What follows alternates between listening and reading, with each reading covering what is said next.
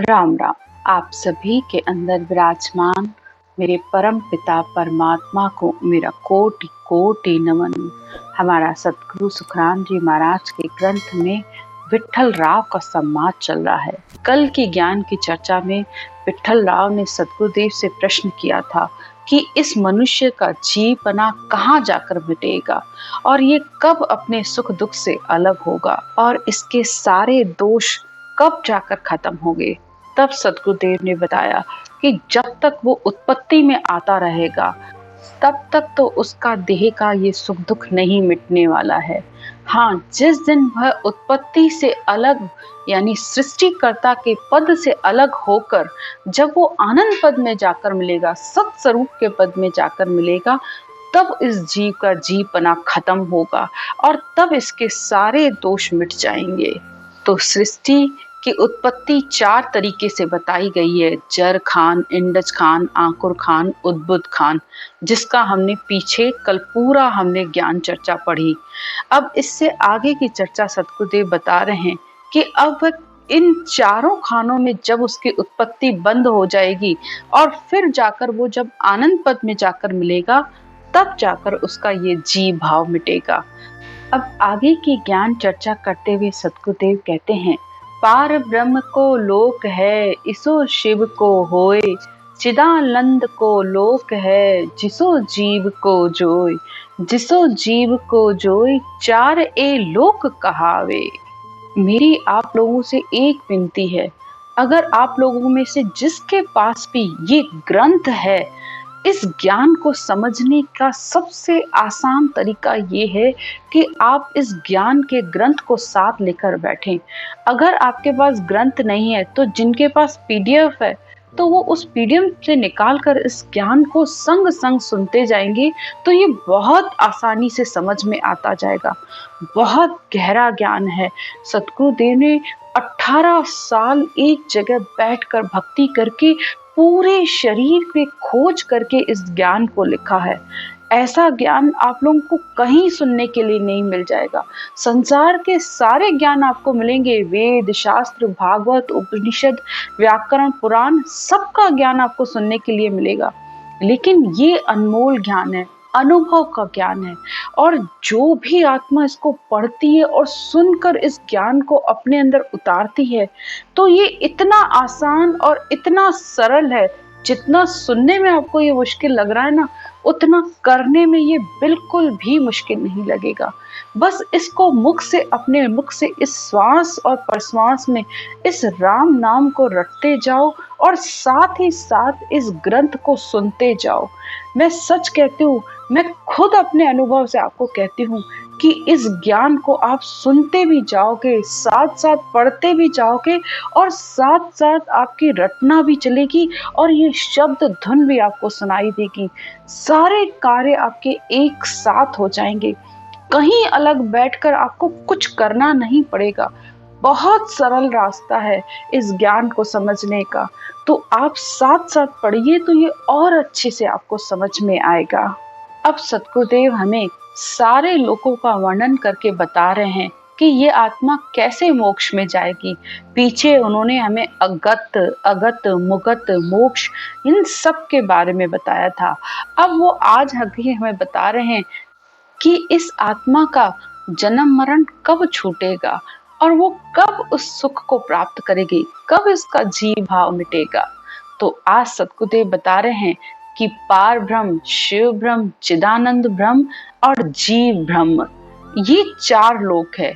इन चारों लोकों तक तो इस आत्मा का जीव भाव नहीं मिटता है, लेकिन इससे आगे आनंद पद है, जिसे परा आनंद भी कहते हैं, केवल पद आनंद पद भी कहते हैं, सतलोक भी कहते हैं, निर्वाण पद भी कहते हैं संत। जब ये आत्मा वहां पहुंचेगी तब इसका ये जीव भाव मिटेगा, तब इसके ये सारे सुख दुख इसके खत्म हो जाएंगे। तो आज आगे सारा सतगुरुदेव उसी ज्ञान की चर्चा कर रहे हैं, तो आप ध्यान से सुनिएगा। पार ब्रह्म से इस जीव की उत्पत्ति है और जैसे जैसे वो नीचे आता गया, शिव ब्रह्म, फिर चिदानंद ब्रह्म में आया और फिर जीव बन के इस संसार में आ गया। तो यहाँ तक तो उसकी उत्पत्ति का ही खेल चलता रहा, लेकिन जब वो उस आनंद पद में पहुंचा तब ये उसकी उत्पत्ति यानी उसका जन्म मरण का दुख खत्म हुआ। आगे सतगुरुदेव कहते हैं, जीव ब्रह्म को लोक है, जान लग सुख दुख लार, चिदानंद के लोक में है दुख एक अपार। तो जीव के लोक तक तो उसका सुख दुख हमेशा इस मनुष्य के साथ ही है, कभी सुख कभी दुख। सुख जहाँ दुख दिवस जहाँ रजनी, जहाँ जन्म जहाँ मरना, ज्ञान विचार बुरा का देखो, काल फांस क्यों पड़ना। तो सुख के बाद दुख और दुख के बाद सुख, तो ये हमेशा लगा रहेगा। लेकिन ज्ञान से, इस गुरु के ज्ञान को धारण करके, इस ज्ञान से इस बात को समझने की कोशिश करो कि कैसे भक्ति करके कैसे वहां उस परमात्मा के देश तक पहुंचे। इसकी बात की समझ करिए। आगे सतगुरुदेव कहते हैं, है दुख एक अपार, शिव को नेचल नाही, पार ब्रह्म को लोक तालक ओ दुख माही, परा आनंद में मिल गया जे नहीं जन्मन हार, जीव ब्रह्म को लोक है जालक सुख दुख लार। अब सतगुरुदेव क्या कह रहे हैं कि पार ब्रह्म की से तो उत्पत्ति है, शिव ब्रह्म भी नेचल यानी वो भी स्थिर नहीं है, वहां से भी इस आत्मा को वापस आना पड़ेगा। लेकिन जब वो परा आनंद यानी पर ब्रह्म से ऊपर भी वो जब परा आनंद में मिल जाएगा तो फिर जन्मन हार, तब उसका ये जन्म मरण खत्म होगा, ये उसका सुख दुख खत्म होगा। आगे कहते हैं, चार लोक तो थिर सता, एक लोक मिट जाए। अब चार लोक तो हमेशा स्थिर रहते हैं, वो भी सत्य है, जो यहाँ तक भी पहुंचते हैं तो ये भी सत्य है। लेकिन बस ये ऐसे है कि आनंद पद जैसे सूर्य और सूर्य की किरण होती है, तो आनंद पद सूर्य है, और पार ब्रह्म का देश जिसे होण काल पद भी कहते हैं, होण यानी होना और काल यानी मिटना, जिसे सृष्टिकर्ता का पद भी कहा गया है, करतार का पद भी कहा गया है, तो वो सूर्य की किरण की तरह है। तो चार लोक हमेशा स्थिर रहते हैं, आनंद लोक, पार ब्रह्म, शिव ब्रह्म, चिदानंद ब्रह्म, ये हमेशा स्थिर रहते हैं, और एक जीव ब्रह्म वो मिट जाता है। अब आगे सतगुरुदेव इन तीन ब्रह्म के देशों के हम सारा अलग अलग करके वर्णन बता रहे हैं। इन एक का तीन एक, 14 भवन कहाए, 14 भवन कहाए, जीव का ये अब होई। तो जीव ब्रह्म के 3 लोक और 14 भवन बताए गए हैं। 14 भवन यानी 7 ऊपर स्वर्ग के लोक, 7 नीचे पाताल के लोक, बीच में जीव जिसे मध्य लोक भी कहा जाता है और मृत्यु लोक भी कहा जाता है, और 7 ऊपर के 7 नीचे के। ऊपर स्वर्ग के 7 लोगों को इंद्र लोक, ब्रह्म लोक, विष्णु लोक, सत्य लोक, तप लोक, जन लोक, महर लोक कहते हैं, और नीचे के 7 लोगों को तल, अतल, वितल, सुतल, तलातल, रसातल, महातल और पाताल। तो इस तरह ये 14 भवन बताए गए हैं। अब आगे सतगुरुदेव जो ब्रह्म के 3 देश हैं उसके 13 लोक बता रहे हैं। वाह तीना के माए लोक तेरे कहूँ तोई, आनंद लोक सुखराम कहे जहाँ लोक नहीं माए। तो सबसे पहले उन्होंने 3 ब्रह्म के हमें देश बताए, पार ब्रह्म, शिव ब्रह्म, चिदानंद ब्रह्म, ये 3 ब्रह्म के देश बताए हैं। और इसके 13 लोक महामाया, प्रकृति, ज्योति, अजर, बजर, इखर लोक, आनंद लोक, निरंजन लोक, निराकार, शिव ब्रह्म, महाशून्य और शून्य सागर, ये 13 लोक बताए हैं।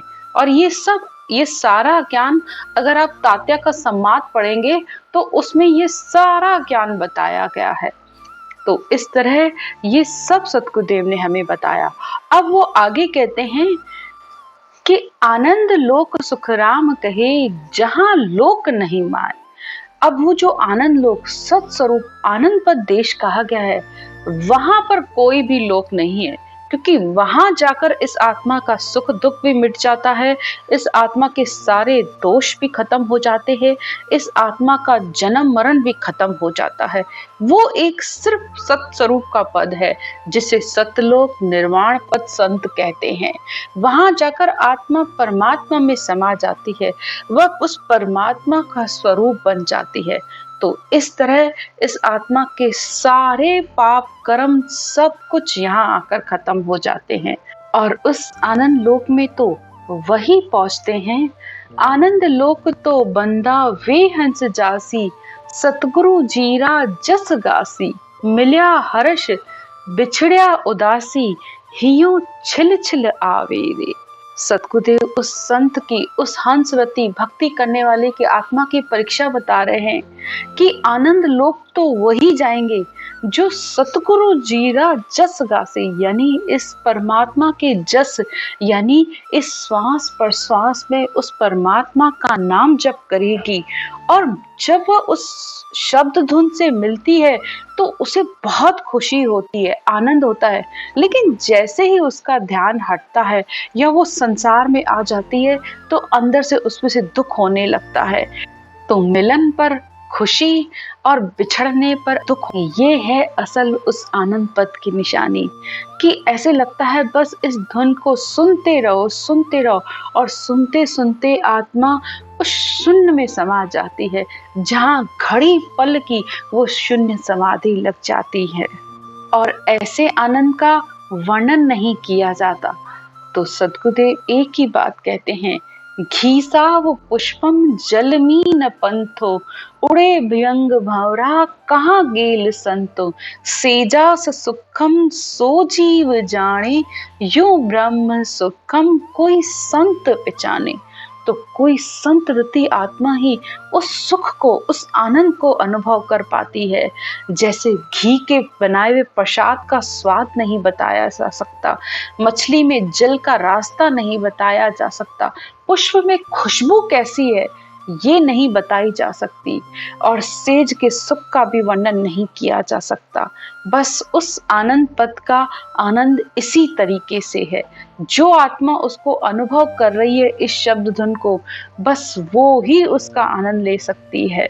तो इस तरह सद्गुरुदेव ने इस आत्मा के जीव भाव के दुख का अंत इस तरह ही बताया कि पार ब्रह्म, शिव ब्रह्म, चिदानंद ब्रह्म, इन तीन लोकों के आत्मा सुख ले सकती है, लेकिन आनंद पद में उससे नहीं जाया जा सकता।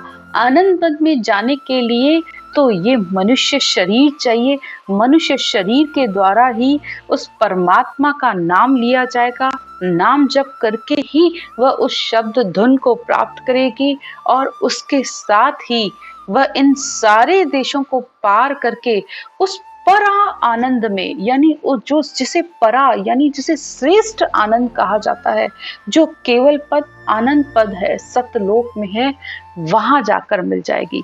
तो मनुष्य शरीर बहुत अनमोल है। इस मनुष्य जन्म से ही आत्मा उस परम आनंद को प्राप्त करेगी। आज की चर्चा यहीं तक। राम राम।